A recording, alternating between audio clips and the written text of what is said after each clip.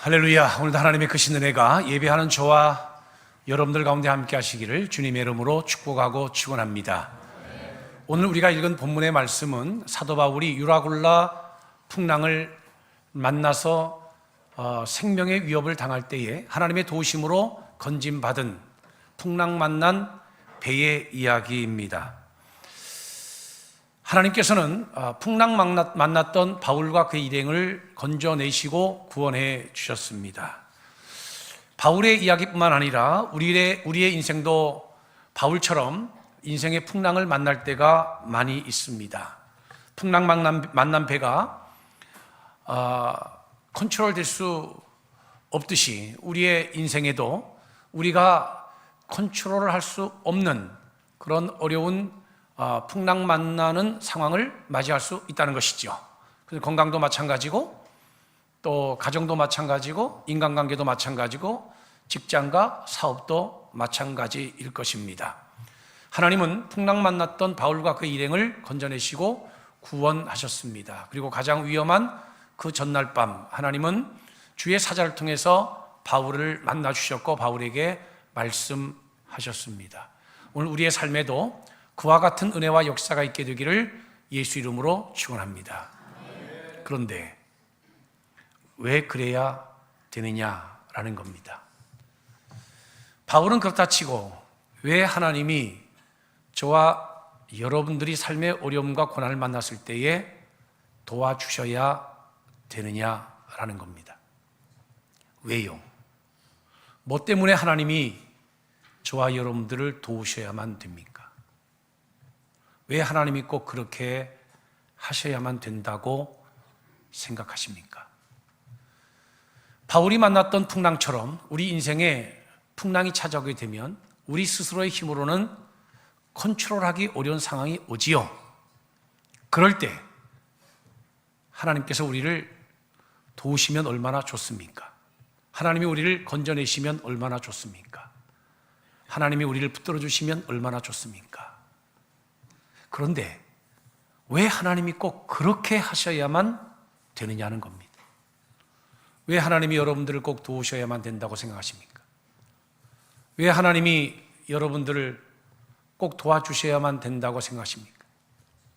왜 하나님이 여러분들을 꼭 건져내셔야만 된다고 생각하십니까? 왜요? 왜 그래야 된다고 생각하십니까? 목사님, 하나님은 우리를 사랑하시잖아요. 맞습니다. 하나님은 우리를 사랑하십니다. 그래서 하나님께 사랑받지 못한 사람들만 사고를 만나는 것입니까? 하나님께 사랑받지 못해서 스데반 집사는 돌에 맞아 죽은 것입니까? 하나님의 사랑을 받지 못해서 사도 요한은 밤모섬으로 귀양 간 것입니까? 도둑맞는 사람들은 하나님의 사랑을 받지 못해서 그런 거예요? 병들어 죽는 사람들은 하나님의 사랑을 받지 못해서 병들어 죽는 것입니까? 하나님의 일을 하는 많은 목회자들과 선교사들이 가난과 기근과 어려움에 허덕이면서 고군분투하고 있습니다. 그들은 하나님의 사랑을 받지 못해서 가난하게 살고 있느냐는 거예요. 그의 자녀들은요. 여러분, 지금도 상가 지하교회에서 힘들고 어려운 가운데 목회하고 사역하고 있는 많은 개척교회들, 그분들은 하나님의 사랑을 받지 못해서 그렇게 고생하고 있다고 생각하십니까? 여러분들 중에 많은 분들이 아마 가난 때문에, 물질의 궁핍 때문에, 건강 때문에 어려움을 당하는 분들이 많이 있을 줄로 압니다. 그런 분들은 하나님의 사랑이 부족하고 하나님의 능력이 부족하고 하나님께서 그분들을 덜 사랑해서 그렇게 힘들고 어렵게 고군분투하고 있는 것입니까? 왜 그런 것입니까? 왜 하나님이 저와 여러분들이 힘들고 어려울 때 도와주셔야 된다고 생각하십니까? 사랑해서요? 여러분, 사랑하기 때문에 하나님이 우리를 도와주시고 건져주시는 거 맞는 말씀이에요. 절대 틀린 말씀 아닙니다. 그런데 그거보다 더 중요한 이유가 있을 것 같지 않습니까? 오늘 본문은 바로 그것에 대한 해답의 말씀입니다. 사도행전이 무슨 말씀인가요? 예수 그리스도를 통한 구원의 복음이 어떻게 예루살렘으로부터 출발해서 온 유대와 사마리아와 땅끝을 향하여 전파되었는가라고 하는 역사적 소술이라고 했죠. 역사적인 기록입니다. 그런 취지에서 볼 때 하나님은 분명 하나님이 바울과 그의 일행들을 사랑한 것 외에 더 큰 의미와 뜻이 있을 것이라고 저는 확신합니다. 사도 바울도 풍랑을 만났을 때 참 답답했을 겁니다. 여러분, 사도행전 21장에서부터 26장까지 보면 그러지 않아도 사도 바울은 6번이나 걸쳐서 신문을 받으며 많이 시달리고 힘들고 어려워했습니다. 이제 바울의 요청대로 로마의 가이사에게 서서 로마의 복음을 전파하고 증거하기 위해서 바울은 로마의 가이사 앞에 서서 재판받기를 원했습니다. 허락할 수밖에 없었지요. 왜? 사도 바울은 로마의 시민권자였으니까. 그래서 이제 백부장을 대동해서 사도 바울을 로마로 호송해 가는 중입니다. 바울이 배를 탑니다. 일기가 좋지 않았어요. 그래서 그만 무리하고 바울이 우리가 더 이상 무리하게 항해하는 것보다는 미항이라고 하는 이 항구에서 좀 쉬었다가 겨울이 지나면 항해합시다 라고 그들을 권고하고 권면했습니다. 이번에 계속 항해하게 되면 화물과 배만 아니라 우리 생명에도 타격과 많은 손해를 끼칠 것이라고 경고했습니다. 바울이 왜 답답했냐고요? 바울은 영적으로 민감한 사람이었어요. 늘 하나님께 기도하는 사람이었고요. 그런데 백부장은 바울의 말을 듣지 않았어요.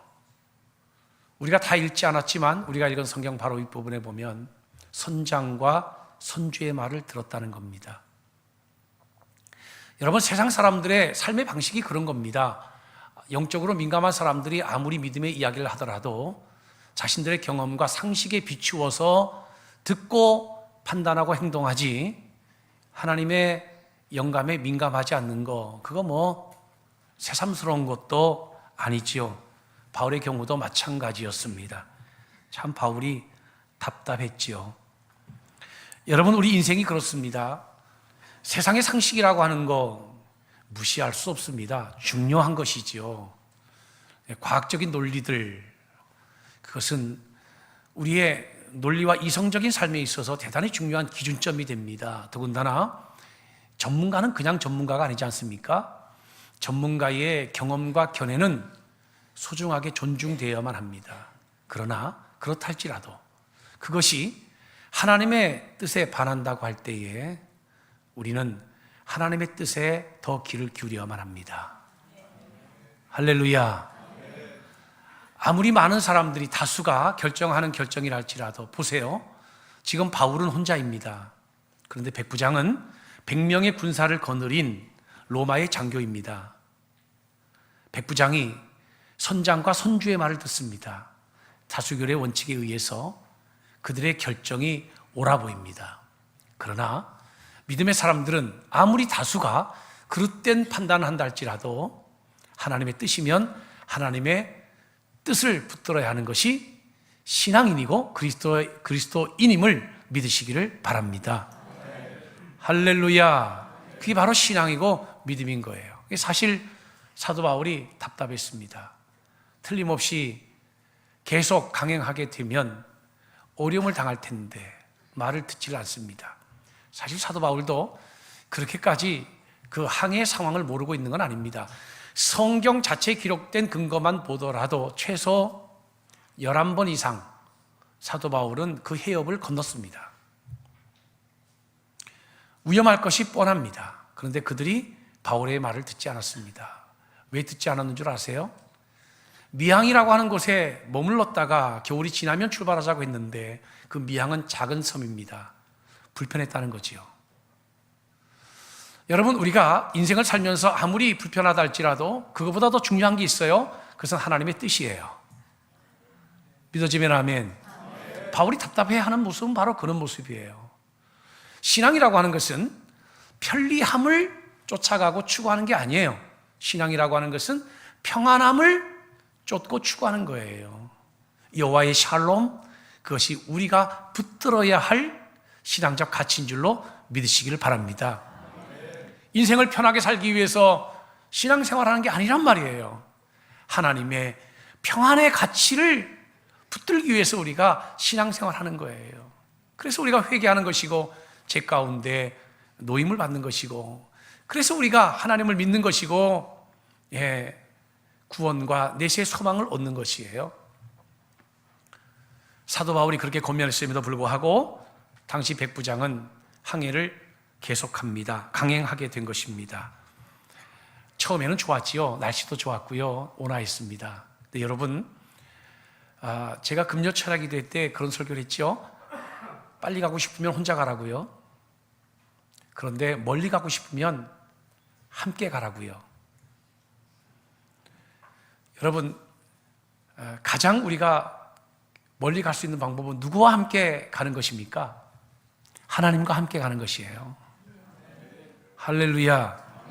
빨리 가고 싶으면 혼자 가면 돼요. 아니, 그걸 꼭 기도해봐야 알아요? 아니, 꼭 그것을 기도해보셔야 하냐고? 딱 보면 몰라요?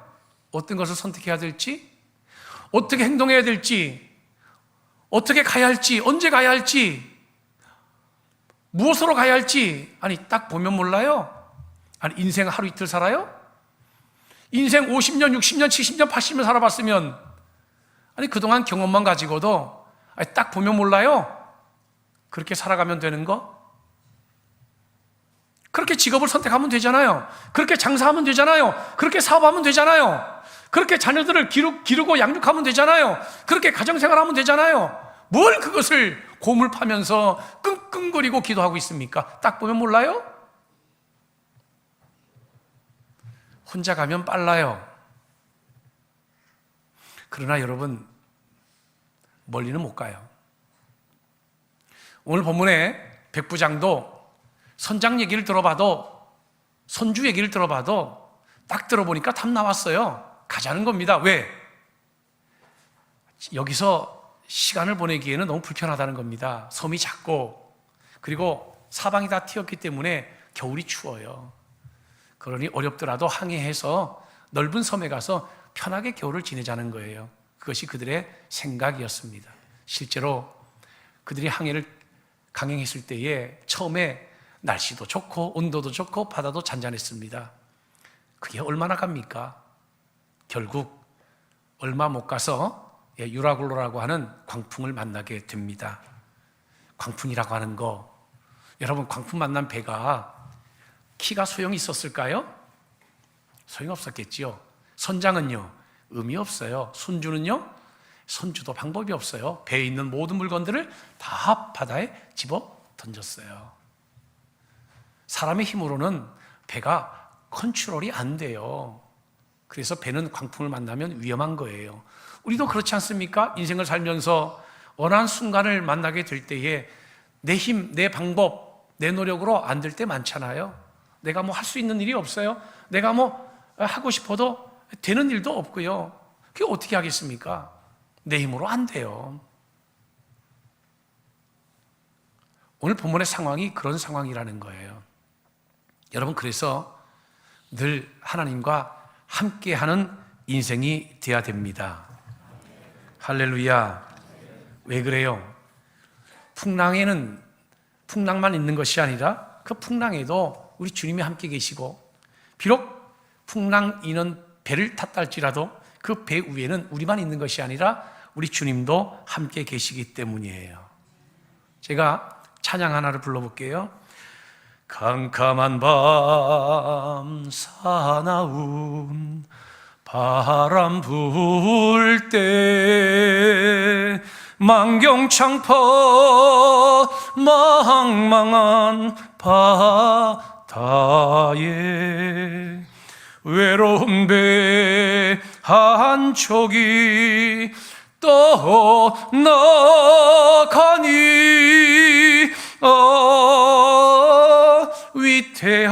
위태하구나 위태하구나 위대하구나. 오늘 본문의 상황이죠? 제가 한 절 더 불러볼게요. 절망 중에 그 사공 떨면서도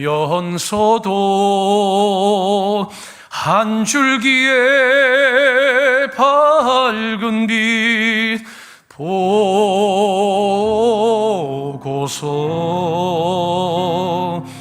배 안에도 하나님 계심 믿고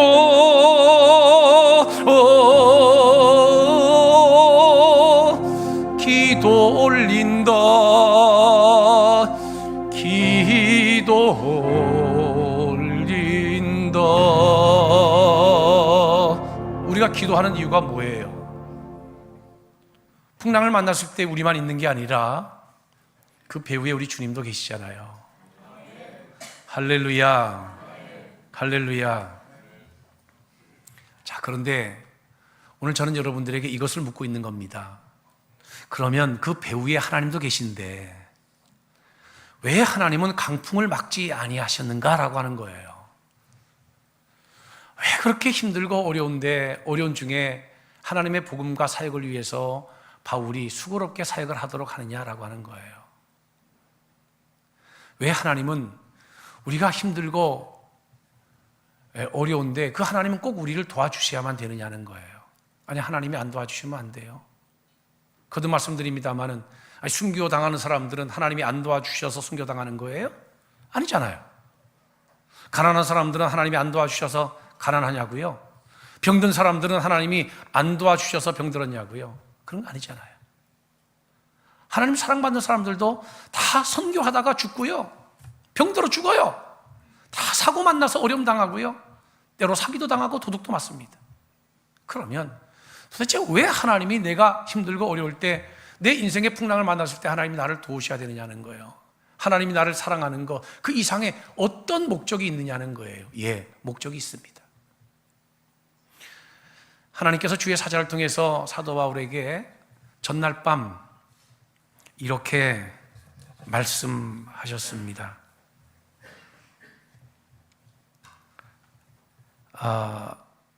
내가 속한 바 곧 내가 섬기는 하나님의 사자가 어젯밤에 내 곁에 서서 말하되, 바울아 두려워하지 말라.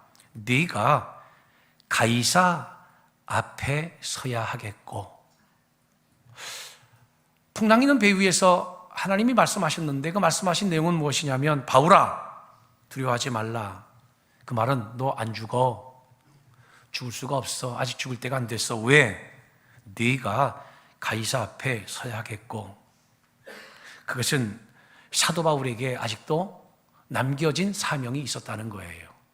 다시 말하면 왜 하나님이 풍랑 이는 배 위에서 우리를 지켜 주셔야만 하는가? 그 이유는 뭔가? 그것은 우리에게 아직 사명이 남아있기 때문이에요.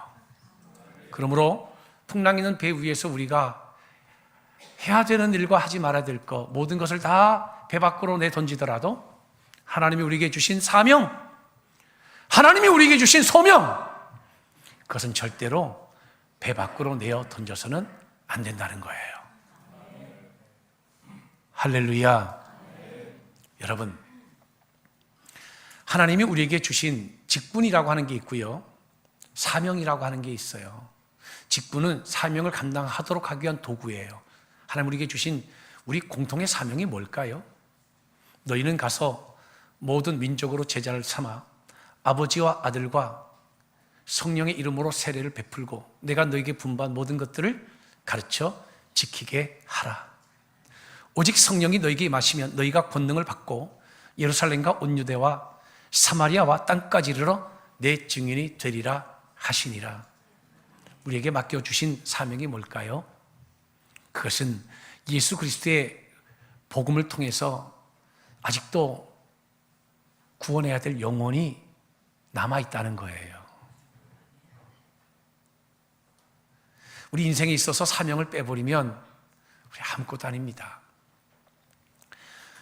여러분, 사명 잃어버린 목사보다 더 추악한 인생을 보셨습니까? 사명 잃어버린 우리 재직들보다 더 추악한 그리스도인들은 없어요. 하나님이 이렇게 우리를 보존시키는 것은 우리에게 남겨진 사명이 있기 때문이에요. 믿어지면 아멘. 믿어지면 아멘.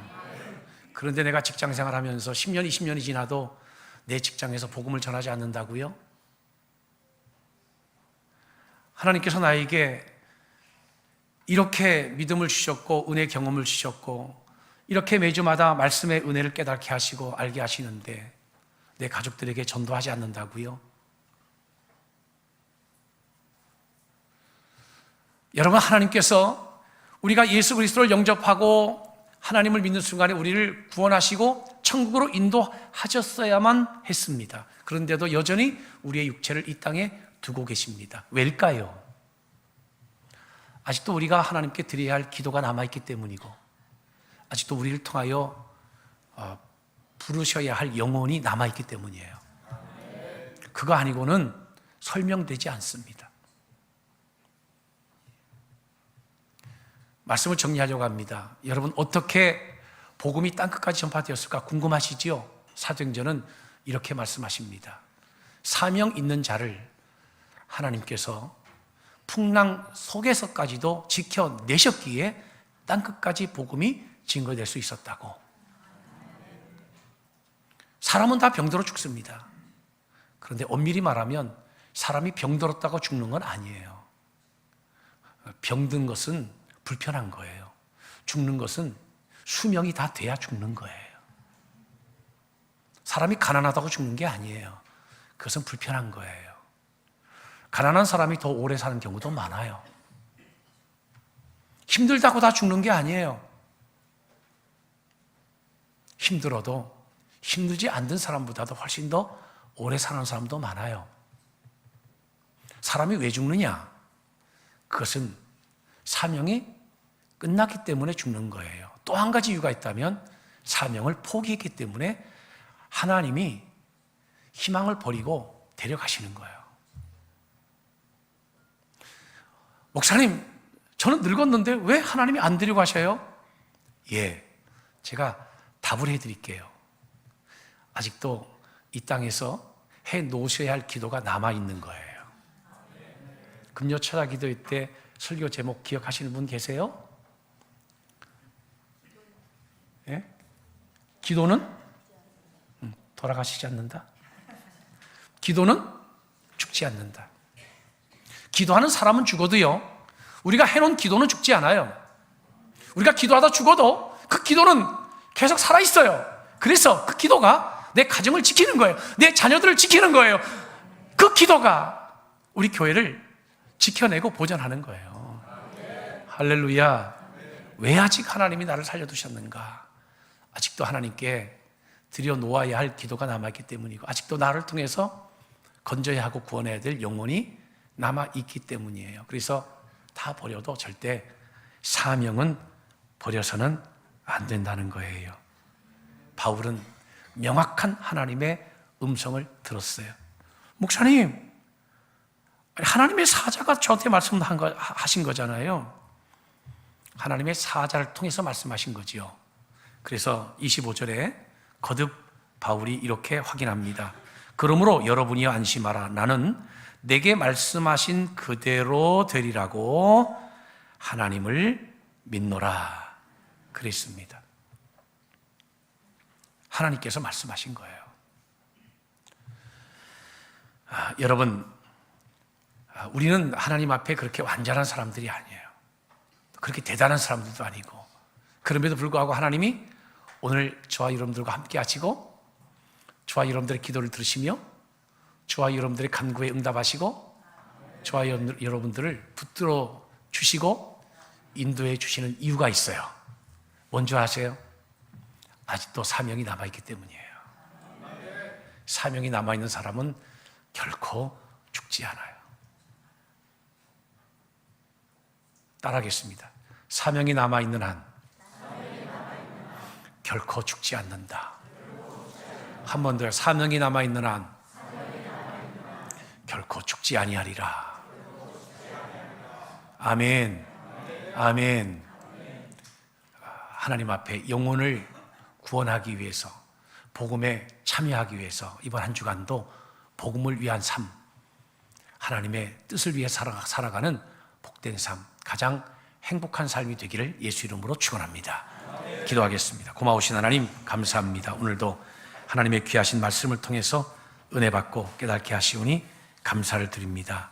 풍랑 속에서 말씀하시는 하나님의 음성을 들었사오니 결코 하나님 우리에게 주신 부르심의 소명, 직분, 무엇보다도 사명을 잃어버리거나 놓치지 않는, 놔버리는 우리 교인이 아니라 하나님 우리에게 주신 사명 꼭 붙들고 믿음에 달려갈 길을 다 달려가고 믿음을 지켜내고 영혼을 구령하는 귀한 복음의 사역에 참여하고 동참하는 믿음의 삶을 살아갈 수 있도록 인도하여 주옵소서. 감사를 드리오며 예수님의 이름으로 기도합나이다. 아멘.